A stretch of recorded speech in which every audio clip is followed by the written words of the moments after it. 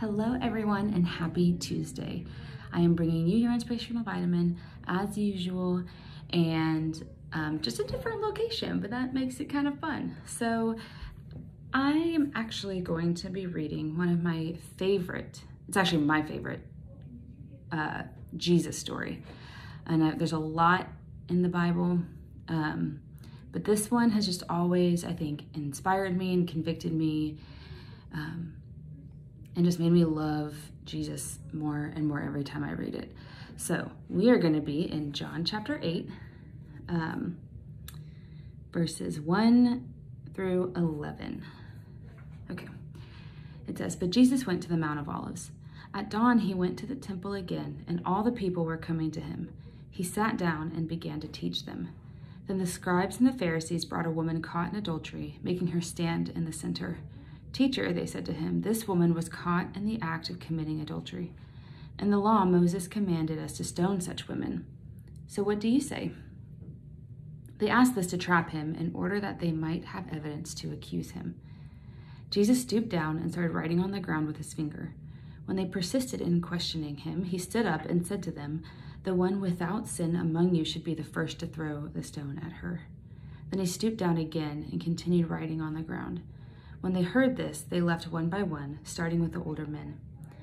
Only he was left with the woman in the center. When Jesus stood up, he said to her, 'Woman, where are they? Has no one condemned you?' 'No one, Lord,' she answered. 'Neither do I condemn you,' said Jesus. 'Go, and from now on do not sin anymore.'"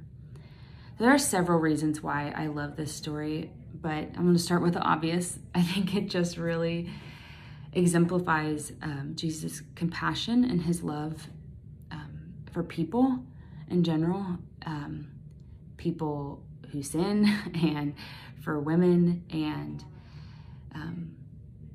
it just makes me think that he would love me like how he loved her. And but I also just think it is a great story.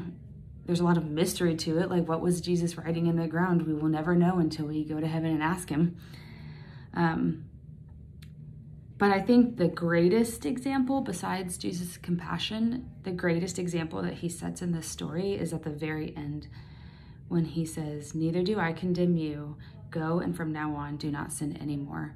And I just love that Jesus strikes the perfect balance between not condemning anyone for their sin, but not condoning their sin either. And I know as a disciple and as a leader and as just a regular person, I try to have that balance with myself and with other people as well. Like not to condemn myself, but not to condone what I do either. And the same for how I interact with other people. I think it's a really hard balance to strike, but I think Jesus does an excellent job, obviously, in exemplifying that. And I just love Jesus. And I just love that he's like this and sets this example for us. So I just wanted to share that with you guys this morning, but I hope you have a great day. Thanks.